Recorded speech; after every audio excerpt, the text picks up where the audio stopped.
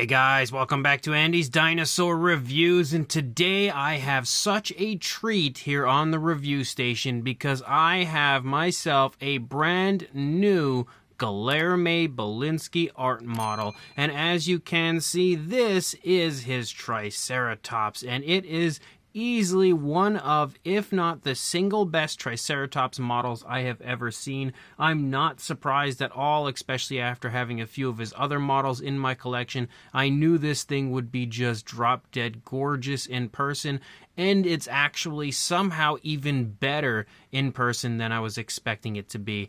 Obviously, we've got a super nice looking Triceratops here, kind of like walking up a little bit of a ledge. You have a very nice base down underneath, giving it as overall, I would say, very museum quality display going on here. So, without further ado, I'm so hyped to get a closer look at this. I just pulled it out of the box right up onto the review station, so I really haven't taken a look at it much yet.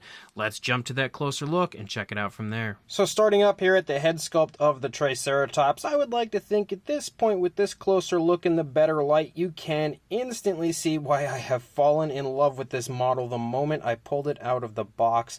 The sculpt on this, in typical Guilherme Bilinski fashion, is absolutely fantastic. You've got tons of really nice looking scale detail and skin texture throughout the course of the head. You've got some nice movement shown here with the mouth closed. You can see like some wrinkles there around the mouth, and again, just unreal amounts of realism when it comes to both the sculpt but also the paint. And the paint has done a great job of bringing out all of the detail in the most realistic way possible. You can see we have like a light tone for a large portion of the scales here in the face, but there's like a darker tone. I don't know if it was a wash or if he started out with the darker tone and then dry brushed over the lighter tone, but it looks so good the way that he has painted this.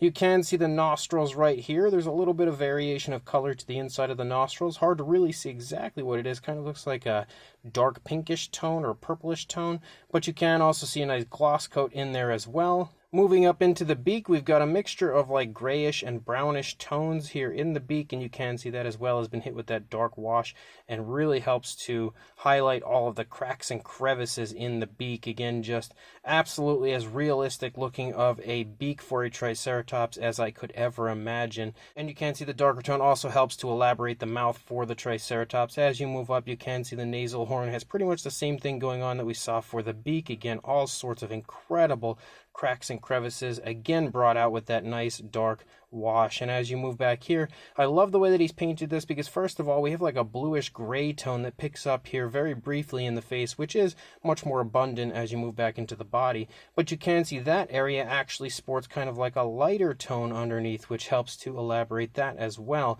And then as you move up into the eye, look at how nice the eye paint is on that. Like, that is unreal. I don't know that I've ever seen an eye on a dinosaur model painted any more realistically than what I see right there. And on top of that, it also has a very nice gloss coat. Again, as realistic of a gloss coat as you could possibly want. Again, giving it that picture perfect, very realistic eye shine. You can see some smaller scales there, kind of bordering around the eye area. Also some larger kind of scoots here or osteoderms picking up here and there as you move through. As you lead up into the horns of the Triceratops, again, you can see they're painted with that nice brownish tone, given the nice dark wash. Again, featuring tons of cracks and crevices, just absolute loads of realism there in the horns. As you move up here into the frill, you see more of that light tone. You can also see a mixture of some darker tones, really subtle darker tones added to it. Again, the scoots moving up through the course of the frill look really good. You also have like an orangish brown that sort of leads out around the frill, around the outer edge of the frill, and again all of the spikes and everything moving around the outside of the frill also feature again that same brownish tone, the nice cracks and crevices, the dark wash. And as you lead up here, one thing that's really cool is you can see there are some scars on the Triceratops, and that's definitely something I would, without question expect to see on a real living Triceratops. And you can see there are two scars right here, one of which actually has run up through that area and kind of, at some point damaged that area of the Triceratops. So again, a massive amount of realism right there. It's just something I've never seen before, so I immediately really love that. Of course, again, if it's something that I've never seen on a dinosaur model before, it's truly quite impressive. You can see the the head sculpt and the paint and everything looks pretty much the same over here as what we had seen on the initial side. Again, you can see a really nice scar though here kind of leading down under the eye. At some point this Triceratops had a pretty close call with something that clearly almost got the eye, which would have been disastrous for this dinosaur. But as you lead up, again, the frill is painted pretty much the same way as we had seen on the other side. You don't see any scars over here on this side, so this side's been a little luckier for the Triceratops. But again, the paintwork is as great as you will ever see, I would say, for a Triceratops. It is far and away, without even a slight doubt, one of the most incredible Triceratops paint jobs and head sculpts I've ever seen. You can also see running up here through the center of the head, we have a large cluster of kind of like almost more armored sort of scales moving up here between the horns. And again, really nicely painted with kind of like a variation of a brown and a gray sort of mixed in there. As you move into the neck, you can see some nice wrinkles and creases in the neck. The Triceratops has its head turning toward its left, so you would expect to see that. You can also see a little bit of hanging skin here on the underside of the throat. You can see moving here through the throat that the coloration is pretty much the same light tone we see in the face, but as you lead up here into the back of the neck, you have that bluish gray again, which looks really good, and the scale detail is so unbelievably impressive through the course of the entire model. I love that it's kind of larger scales as you lead up toward the back of the neck, but then becomes smaller scales as you move down into the throat. As you move back into the body, you can make out the shoulder blade right there, and you can also see the dinosaur is completely covered here, pretty much with osteoderms all over the place, and they're all painted with a brownish tone, but on top of that, we again have the bluish gray, the very dark bluish gray. It's more like a dark blue more so than a gray, but in certain lights kind of has a gray tint to it. But you can also see again a nice light wash applied underneath that, so each and every scale is just highlighted so beautifully. And as you move down, you can see the transitions are extremely smooth from one coloration to another. The light wash in the bluish areas also helps to kind of give the dinosaur like a dusty sort of dirty look, which I really do like. We have another injury here on the side of the stomach of the Triceratops. At some point it definitely had a pretty good gash right there, but it looks as though it is healing or has already healed. As you move down, you can see that bluish tone moves along the front of the leg. Definitely a very strong looking leg, very muscular. You've got a nice elbow sculpted out here on the back of the leg, and you can see moving down into the foot. The foot sculpt looks great. You can see some wrinkling and creasing there in the wrist, as well as again the nails sculpted out really nicely, painted really nicely. You can even see kind of like some cracks and crevices to the nails as well, just like you see in the beak and up in the horn and everything. Moving back into the stomach, you've got some more wrinkling and creasing back here in front of the rear leg. Again, when it comes to the detailing of the skin texture there in the stomach region. As you move up, you can see the hip bone right here. If you move up even further, you can see a line of ridges kind of following along the spinal column of our Triceratops as well. Again, all painted with that brownish tone.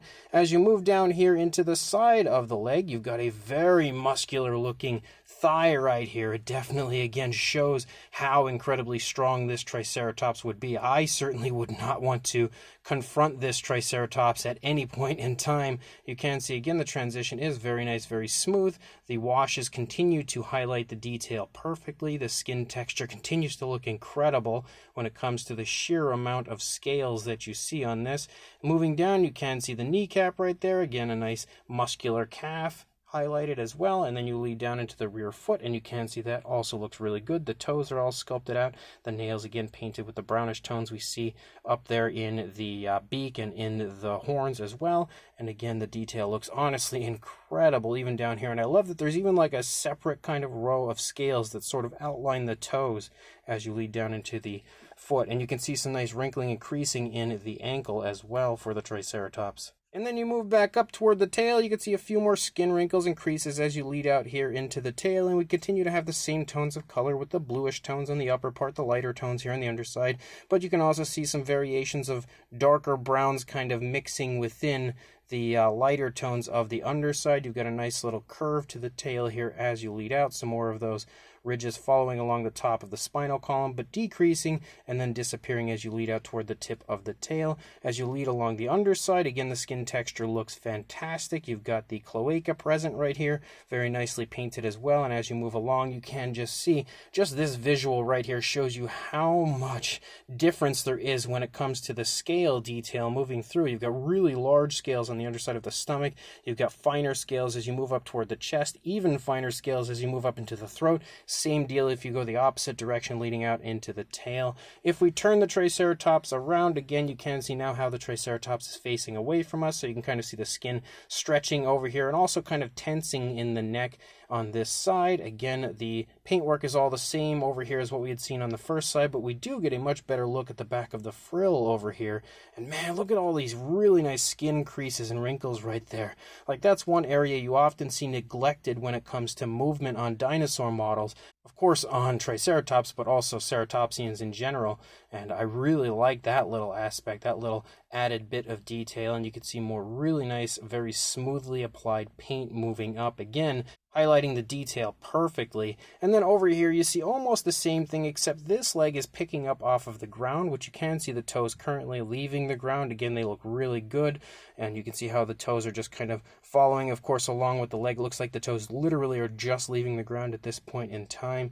Again, the wrinkling and creasing here in the joint of the elbow as the leg bends. Some more up here at the top of the leg as well. Again, those osteoderms present everywhere. We still have that nice light wash over here, making the dinosaur again look nice and dirty and dusty. A few more injuries back here as you lead back toward the hip. You can see a few more kind of scars currently on our Triceratops. So looks like this one has definitely seen its fair share of battles over the years. And again, you can see some more nice wrinkling here to the skin in the lower part of the stomach. And then you lead back, this leg is planted a little bit further forward than you see on the opposing leg here, nice and planted flat on the ground. And then again, you lead up toward the tail, and you can see the tail now curves toward us. So without a doubt, as I said, I would say this is the single best Triceratops that I have in my collection.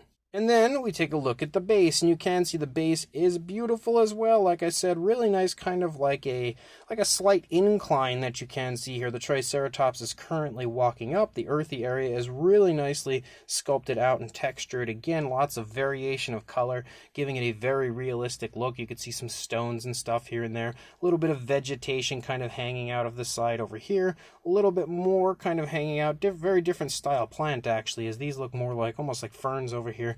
Very different style plant over here. You can see some more rocks that are basically kind of almost hidden because of the vegetation. And you can even see again down here, if you follow along the outer edge, you can see how nicely sculpted everything is. You can even see a little bit of greens right here, almost giving it a slight mossy look. And then if you come to the front here, you have like a lava-like look here moving down, which is just crazy cool. Again, really, setting the scene for this Triceratops and somehow giving this an even more impressive look. And as you move through, you can see a really nice kind of shine to that area, nice glossy look, giving it that, kind of wet look like you would expect it to have. And you can see some more rocks and stuff there. So it kind of looks like the Triceratops was just kind of walking along and happened to be nearby a very much so active volcano, and maybe is currently weighing its options as to how it can get out of this area. And it looks like the lava is actually ending right here, so it kind of looks like maybe the Triceratops was in the area when this started to happen,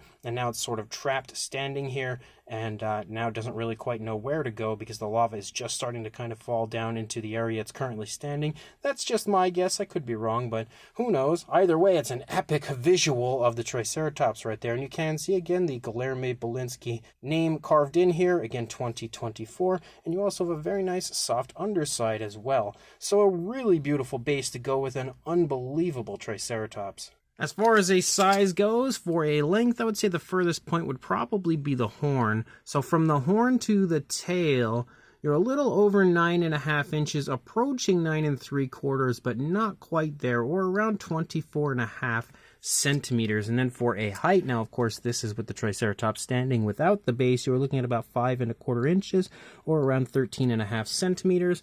The base, if we bring that in here and get a measurement on that, lengthwise, I would kind of put it right about there so I can match up with the bottom. You're looking at about 6 inches, or a little over 15 centimeters.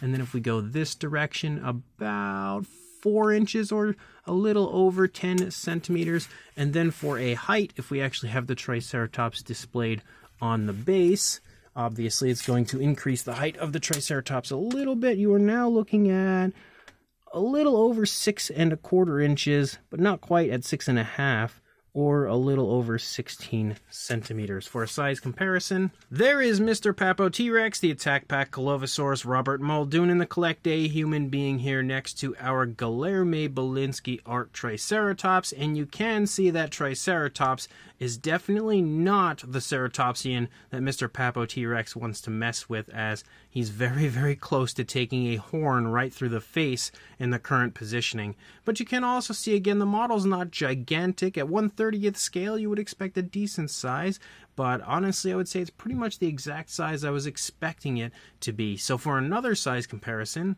with just a few random ceratopsians, we have the Howlong Goodness Pseudoceratops, one I often use for comparisons because I know it is probably one of their most popular ceratopsian releases. We also have the fairly recently released Papo Ineosaurus next to the Triceratops, as well as the Mojo Fun Triceratops next to our Guilherme Bilinski Art version.